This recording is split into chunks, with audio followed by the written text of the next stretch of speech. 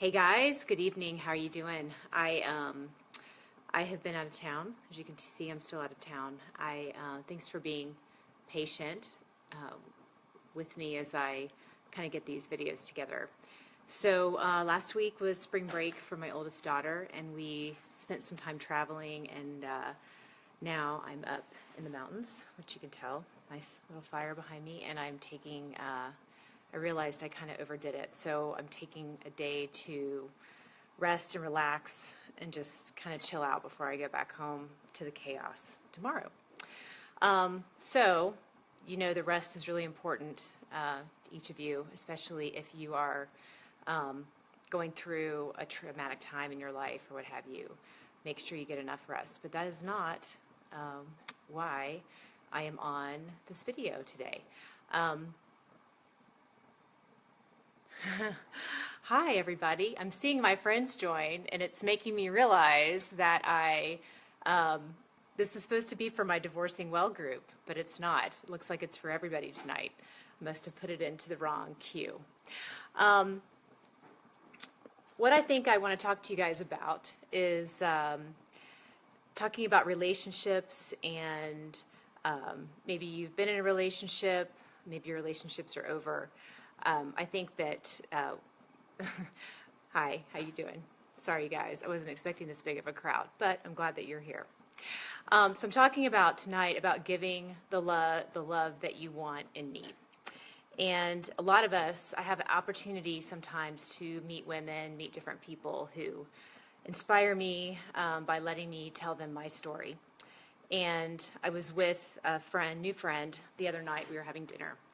And I was telling her part of my story, and I said, what happens when you're in a marriage or when you're in a relationship where you're not getting what you need out of it? The person is unable or unwilling to love you well. What happens is your heart begins to shut down. And as I was explaining this to her, you could see it was almost like a wave hit her, and the tears, right? So it made me realize that a lot of you out there, a lot of my friends, a lot of people I know, a lot of people that I don't know that are put in my path, your heart longs to be fulfilled with connection, with relationship, romantic and otherwise. And when that is not happening, a piece of yourself dies a little bit. And it's hard so what we do is we seek other things to fill that space in our hearts, right? So we seek drugs, alcohol, medicating, the whole idea that it's 5 o'clock somewhere. I know a lot of you, I used to live that way. I know a lot of people live that way, and I'm not trying to condemn anybody who does, but we medicate with food, we medicate with alcohol, drugs, shopping, we medicate with other relationship. Believe it or not, we medicate with our kids. God forbid, right? I just said that.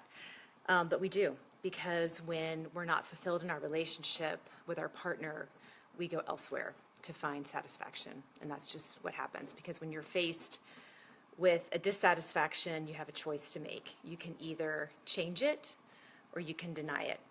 And so many of us go into denial, and we try to find other ways to fill that need. So one of the things I wanted to talk to you about tonight is this whole idea that these wounds are created really from childhood, because we're not getting what we need or what we want from the people who raised us, our parents, our caregivers, what have you. And then we go and kind of find and recreate that same thing with our spouses. So, and then we're surprised when we get kind of the same result, right? So how do we get the love that we want and need? We become the best person that we know how to be. And that's the way. You've got to go back. You've got to go back into your past and figure out where you are right now and why you are where you are, and then figure out how how that was recreated or how that was established, the patterns of behavior were established when you were young. So I think that, so you go back and you figure out what those past wounds were, right? And it enables you to kind of open up, hopefully, and begin to heal those things so that you become a really great person who's capable of love, and also identifying where you are happy and unhappy in your relationships, if that makes sense. So like I said, guys, this was intended for the divorce group and wasn't necessarily intended for everybody, but I'm glad that all of you have joined and are participating. I appreciate that. Hi there. Hi. Hi, Alan. I see you. Very good. Thank you very much. So I hope, thanks for reading my blog, by the way. I know that a lot of you guys read my blog, and I appreciate that. And I'm glad you're listening and watching this video. Have a great week. Take a look this week if you want to make it your weekly project, which is what I kind of challenge my divorce group to do. Take your weekly project and make it looking back into your past and seeing maybe things that have happened to you in the past, how they're impacting your current relationships, and how you can do your part to make them better. Hope you guys have a great night. See you later. Bye.